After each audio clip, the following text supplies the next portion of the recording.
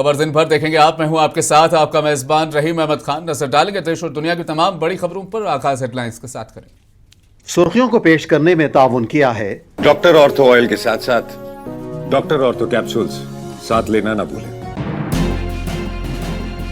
वजीर आजम नरेंद्र मोदी ने आसाम का किया दौरा। डिब्रूगढ़ में खवातीन के साथ चाय की पत्ती तोड़ी। हाल ही में इंतखाबी जलसे से किया खिताब।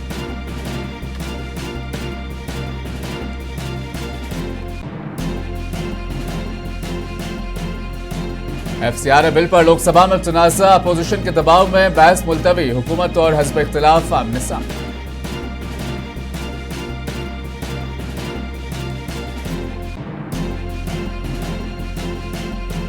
तृणमूल कांग्रेस के सरबराह का एक और सनसनीखेज बयान। कहा पार्टी उम्मीदवार रहें होशियार, नामजदगी मुस्तरद किए जाने के हैं खदशात।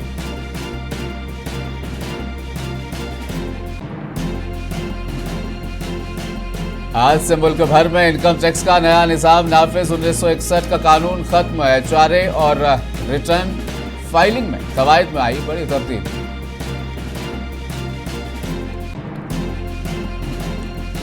हनुमान जयंती के पेश नजर दिल्ली के जहांगीरपुरी में पुलिस का फ्लैग मार्च। अमन अमान बरकरार रखने की अवाम से की अपील।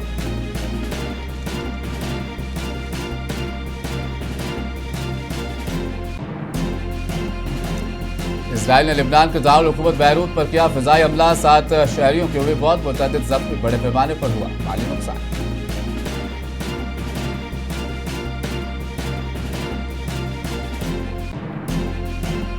और ईरान इजराइल जंग का 1 महीना मुकम्मल। बड़े पैमाने पर हुई तबाहकारियां। अमेरिका के दावों को ईरान ने किया मुस्तरद।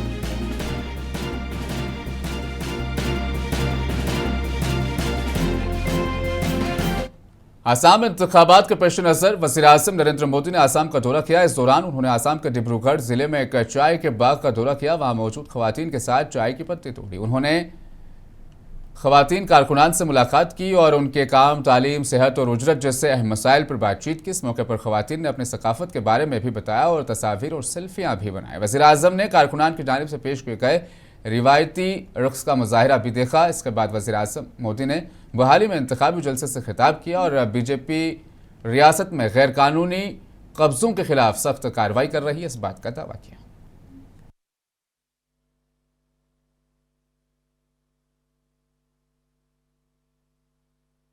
आज बीजेपी सरकार अवैध कब्जों के खिलाफ एक्शन ले रही है।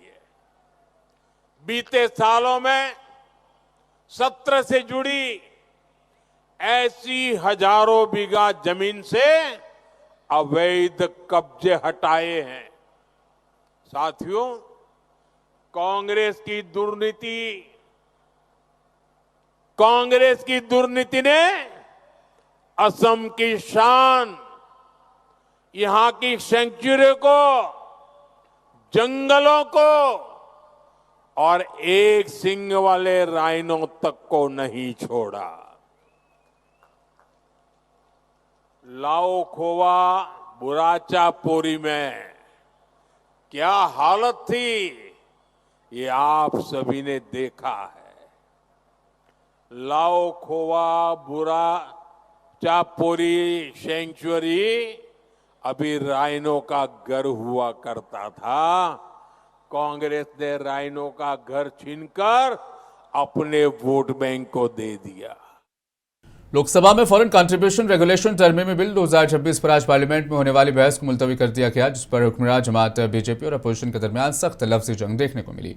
पार्लिमानी उमूर के वज़ीर के हिजुजू ने कहा कि बिल को बहस के लिए पेश न करने का फैसला सियासी नहीं बल्कि कानून साजी की तरजीहात की बुनियादों पर किया गया। उनका कहना था कि हुकूमत ज़ाब्तों के मुताबिक काम करती है और हालात के मुताबिक बिलों को ऐवान में पेश किया जाता है। और प्रश्नकाल के अंदर सभी दलों के मेरे ख्याल से गलत फहमी में ये हंगामा कर रहे हैं। जैसे स्पीकर साहब ने कहा, 1 मिनट सुन लीजिए, ये FCRA अमेंडमेंट बिल पहले इंट्रोड्यूस हुआ था, इसीलिए आज सूची में आया है। मैंने कांग्रेस के वरिष्ठ नेताओं को कल भी बताया, आज भी बताया कि आज FCRA बिल जो लिस्टेड है वो कंसिडरेशन के लिए टेकअप नहीं किया जा रहा है। और दूसरी बात, एफसीआरए को लेकर के गलत फहमी जो फैलाया गया है केरल में, ये ठीक बात नहीं है। वज़ीर दिफा राजनाथ सिंह ने आज केरल के तिरुवनंतपुरम में एनडीए उम्मीदवारों के हक में रोड शो किया। इस मौके पर राजनाथ सिंह ने आवाम से अपील की कि वो एनडीए के उम्मीदवारों को वोट देकर रियासत में तरक्की और शफाफियत को फरोग दें। राजनाथ सिंह ने खिताब में कहा, एनडीए की क़यादत में रियासत में अवामी फलाह बहबूद के मंसूबे तेज़ रफ्तारी से मुकम्मल होंगे।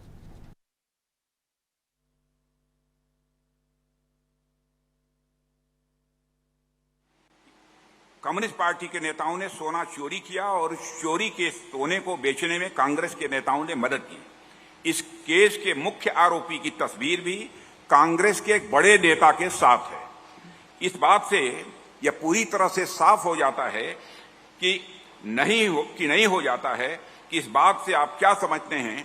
समझना यह है कि गंगाधर ही शक्तिमान है, यानी एलडीएफ और यूडीएफ दोनों एक ही। केरला के जिला वायनाड के शहर कालपेटा में मेरा वोट मेरी आवाज़ के उन्वान से वोट बेदारी प्रोग्राम का इनेकाद किया गया। इस प्रोग्राम में जनूबी भारत से आने वाली खवातीन, सोशल मीडिया इन्फ्लुएंसर्स ने शिरकत की और अवाम को वोट देने की तरकीब दी। तकरीब इलेक्शन कमीशन के स्वीप प्रोग्राम के तहत मुनक्किद की गई, जिसका मकसद जमहूरी अमल में अवामी शिरकत को फरोग देना है।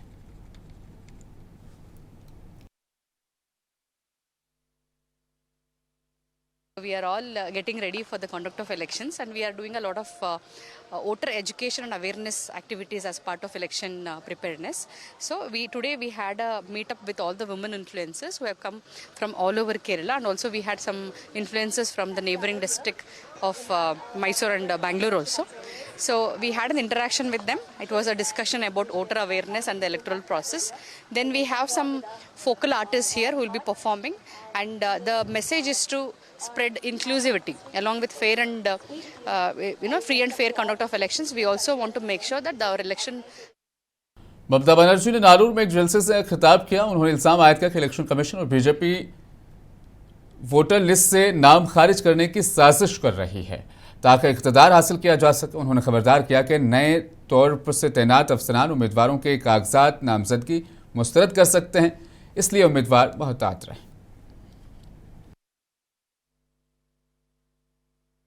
আমরা 2,20,000-এর বেশি রাস্তা করে দিয়েছি। 4 বছর আমাদের টাকা দেয় না, আমাদের টাকা করছে লুট আর বলছে ঝুট, আর বলছে বাংলা নাকি রক্তাক্ত। আরে বাংলার মতো শান্ত কোথায় দেখতে পাবে? বাংলার মতো সম্প্রীতি কোথায় দেখতে পাবে? বাংলার মতো স্বস্তি কোথায় দেখতে পাবে? বাংলার মতো শক্তি কোথায় দেখতে পাবে? বাংলার মতো প্রেম কোথায় দেখতে পাবে? বাংলার মতো ভালোবাসা কোথায়? मगरबी बंगाल में सियासत उरूज पर है। कोलकाता में इलेक्शन कमीशन के दफ्तर के बाहर टीएमसी के हामियों ने एहतजाज किया। मुजाहिरीन ने इल्जाम आयद किया कि फॉर्म 6 के जरिए बैरूनी अफराद के नाम वोटर लिस्ट में शामिल किए जा रहे हैं, जिससे इंतखाबी अमल मुतासर हो सकता है। इस दौरान टीएमसी के रुकन पार्लियामेंट डेरेक ओब्रायन ने कहा उनकी पार्टी आज़ाद और मुंसिफाना इंतखाबात की हामी है। उन्होंने इलेक्शन कमीशन से मुतालबा किया कि वो इस मामले पर फौरी कार्रवाई करें। उन्होंने मजीद कहा कि वज़ीर आला ममता बनर्जी ने वोटर लिस्ट में बेज़ाब्तगियों के हवाले से इलेक्शन कमीशन को कई खत लिखे।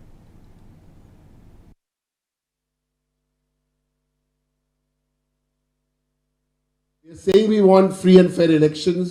You want free and fair elections, Election Commission. Please act on this. 1. 2. The Chief Minister, the chairperson of the Trinamool Congress has written multiple letters to the Election Commission. Forget about a reply, not even an acknowledgement. Number 3.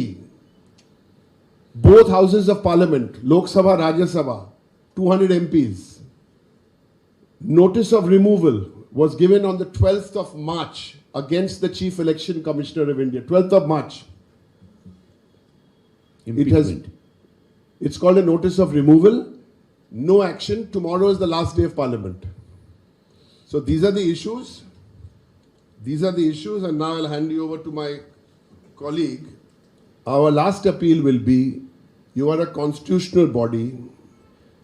You have now the proof and all the tweets and the letters of our chairperson and the tweets with videos of our National General Secretary. मगरबी Bengal assembly इंतखाबात के पेश नज़र सियासी सरगर्मियाँ तेज हो गई है। MIM के सदर असदुद्दीन ओवैसी ने बंगाल के मुर्शिदाबाद इलाके में इंतखाबी मुहिम में हिस्सा लिया। इस दौरान असद ओवैसी ने मुर्शिदाबाद में इंतखाबी जलसे से खिताब किया। अपने खिताब के दौरान उन्होंने BJP और TMC पर सख्त तनकीद की और कहा कि हम कमज़ोर तबक़ात की आवाज़ बनेंगे और कमज़ोर तबक़ात के फलाह बहबूद के लिए काम भी करेंगे।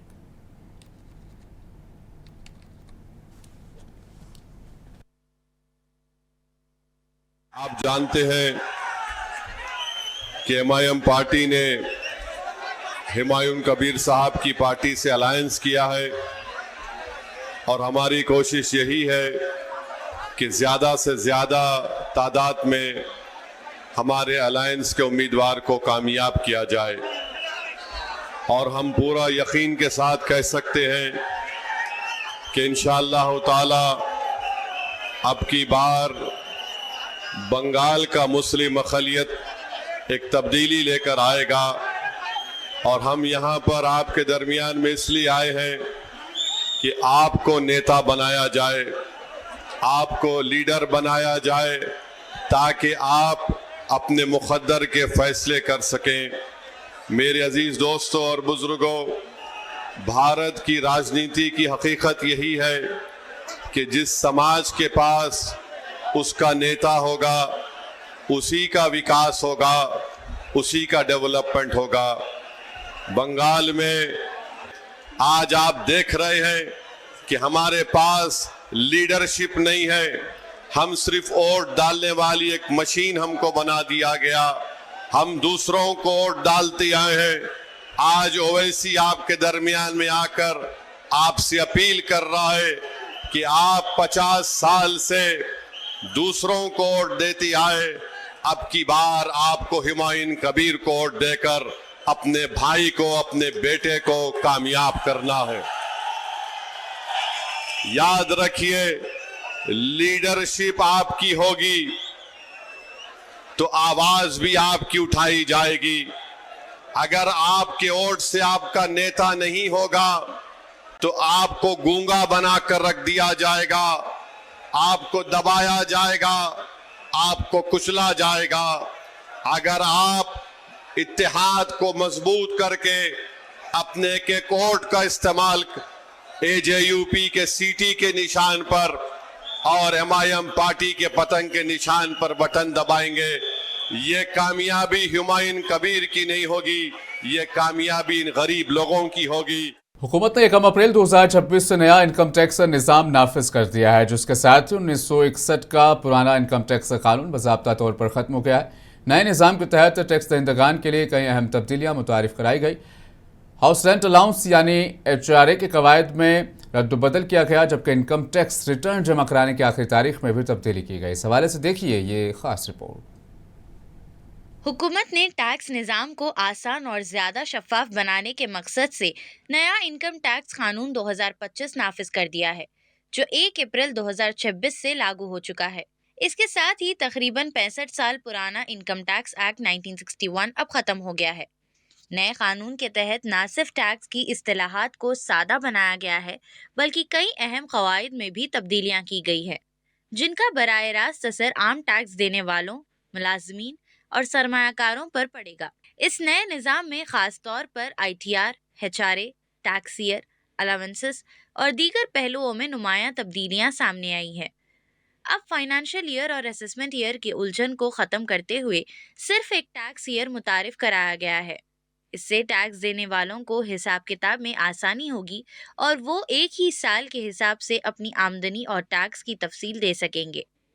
ITR फाइल करने की आखिरी तारीख में भी जुज़वी तब्दीलियां की गई हैं। ITR 1 और ITR 2 के लिए लास्ट डेट बदस्तूर 31 जुलाई बरकरार रखी गई है, जबकि ITR 3 और ITR 4 के लिए डेडलाइन बढ़ाकर 31 अगस्त कर दी गई है। गिफ्ट कार्ड और वाउचर पर टैक्स छूट की हद भी बढ़ा दी गई है। पहले सालाना 5,000 रुपये तक छूट मिलती थी, जिसे अब 15,000 रुपये कर दिया गया है। ये सहूलत पुराने और नए दोनों टैक्स निज़ाम के तहत दस्तयाब होगी। बच्चों की तालीम अलाउंस में भी नुमाया इजाफा किया गया है। अब हर बच्चे के लिए एजुकेशन अलाउंस 100 रुपये से बढ़ाकर 3,000 रुपये महीना कर दिया गया है, जबकि हॉस्टल अलाउंस 300 रुपये से बढ़ाकर 9,000 रुपये महीना कर दिया गया है। इस कदम का मकसद तालीम के बढ़ते हुए खर्चों में वालिदैन को राहत देना है। पैन कार्ड के उसूल भी सख्त कर दिए गए हैं। अब सिर्फ आधार की बुनियाद पर पैन हासिल करना मुमकिन नहीं होगा, बल्कि मजीद दस्तावेज दरकार होंगे। इसके अलावा बड़े माली लेन देन जैसे ज़्यादा रकम जमा करना, गाड़ी खरीदना या जायदाद की खरीदारी पर पैन लाजमी कर दिया गया है। ब्यूरो रिपोर्ट, मुंसिफ टीवी। हनुमान जयंती के मौके पर दिल्ली के जहांगीरपुर इलाके में सिक्योरिटी सख्त कर दी गई। पुलिस और सिक्योरिटी के एहलकारों ने भारी नफरी वहां पर तैनात की गई ताकि किसी भी नाखुशगवार वाकये से बचा जा सके। Additional DCP north west Sikandar Singh ने बताया कि इलाके में सख्त निगरानी की जा रही है।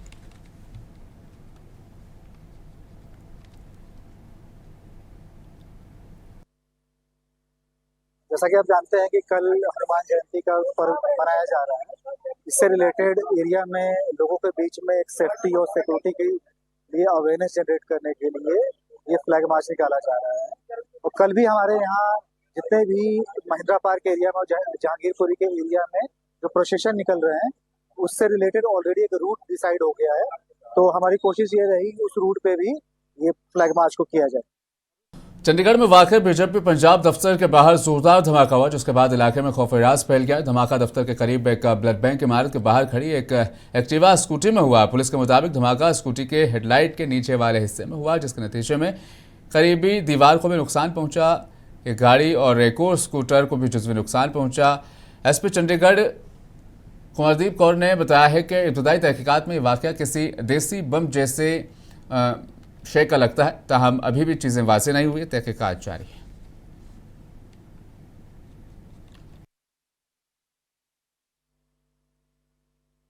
आज तकरीबन 5 बजे हमें इंफॉर्मेशन आई थी बीजेपी ऑफिस सेक्टर में एक कोई धमाके जैसी आवाज़ आई है। सूचना मिलने के बाद मैं और मेरी टीम यहाँ पे हम पहुंचे हैं। हमारे centre forensic science team timer से ऐसा लग रहा है कि कोई छोटी क्रूड टाइप चीज़ यहाँ पे फेंकी गई है।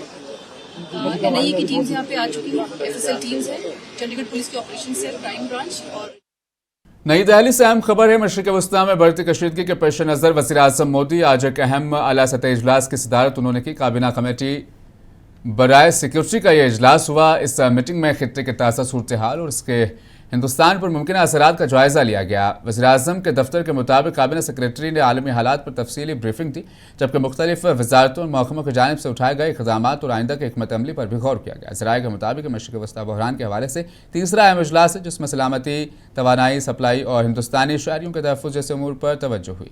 सियासी और सिफारतकारी हलकों की नज़रें इस इजलास पर मरकूज़ हैं, क्योंकि इस मीटिंग में होने वाले फैसले आने वाले दिनों में मुल्क की पॉलिसी पर असरअंदाज होंगे।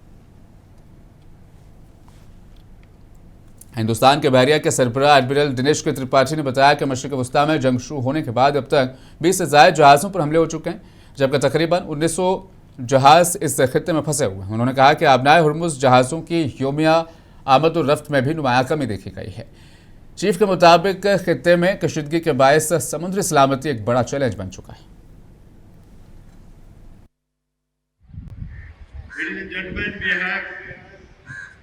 Gathered here at a time when the global order is marked by increasing fragmentation and friction. In such an environment, the seas are no longer secondary theaters. अमेरिकी शहरियत और इमिग्रेशन सर्विसेज ने ऐलान किया है कि उसने माली साल 2027 के लिए 85,000 H1B वीज़ाज के सालाना कोटे की सिलेक्शन मुकम्मल कर ली है।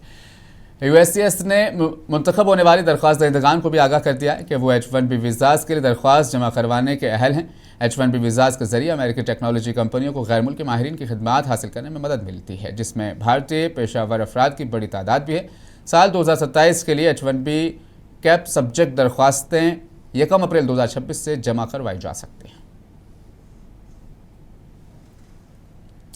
लिबनान की हुकूमत ने ऐलान किया कि इजरायली फ़िज़ाई हमलों के नतीजे में बैरूत के इलाके में 7 अफराद हलाक और मुतअद्दिद ज़ख्मी हुए। लिबनानी हुकाम के मुताबिक हमले में इमारतें तबाह हुई और मुतासरा इलाकों में शदीद खौफ और इराज फैला है। हुकूमत ने बैनुल अक़वामी बिरादरी से इस हमले की मज़म्मत करने और लिबनान की सरहदी सलामती को यकीनी बनाने की भी अपील इस मौके पर की है।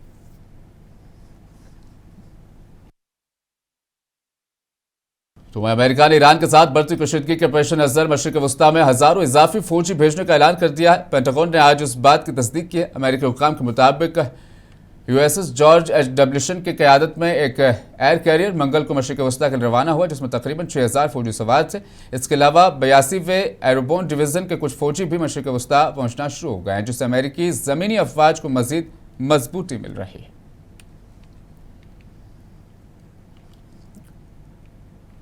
यूरोपीय यूनियन ने इजराइल में मौत की सजा के बिल पर गहरी तशवीश का इजहार किया। यूरोपीय यूनियन ने कहा कि इक़दाम इंसानी हकूक़ के उसूलों के खिलाफ है और कानूनी निज़ाम में संगीन असरात मुरतब कर सकता है। यूरोपियन यूनियन के तर्जुमान ने कहा, मौत की सज़ा का नफाज इंसानी वक़ार और आलमी क़वानीन के मुनाफी है और यूरोपीय यूनियन इसराइल से अपील करता है कि वह इस बिल पर नज़रसानी करे और जमहूरी इक़्तिदार और बैनुल-अक़वामी इंसानी हकूक़ के मेयार को बरकरार रखे। बैनुल-अक़वामी इंसानी हकूक़ की तंजीमों ने इस बिल की मजम्मत की है और कहा है कि इससे न सिर्फ इसराइल के कानूनी निज़ाम की शबिया मुतासिर होगी, बल्कि आलमी सतह पर इंसानी हकूक़ के तहफ़्फ़ुज़ के वादे पर भी सवालात उठेंगे।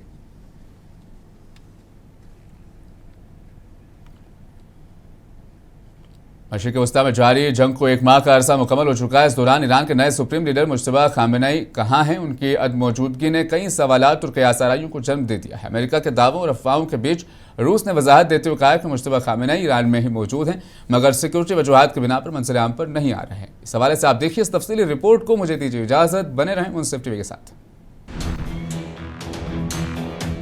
अमेरिका इसराइल ईरान तनाज़े को एक माह से ज्यादा का अरसा गुजर चुका है और अब ईरान के नए supreme leader Mojtaba Ali Khamenei के ठिकाने के बारे में सवालात उठाए जा रहे हैं।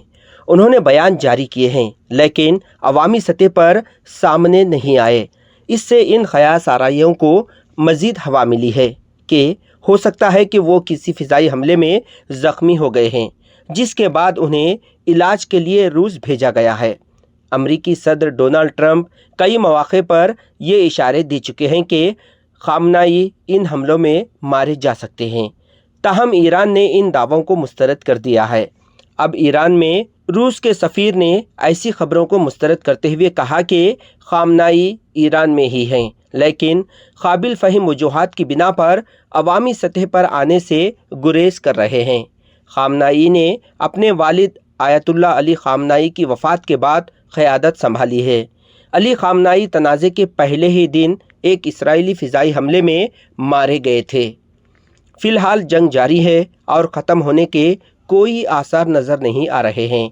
मुज्तबा खामनाई के ठिकाने से मुताल्लिक़ गैर यकीनी सूरत हाल दुनिया भर में तजस्सुस को मज़ीद हवा दे रही है।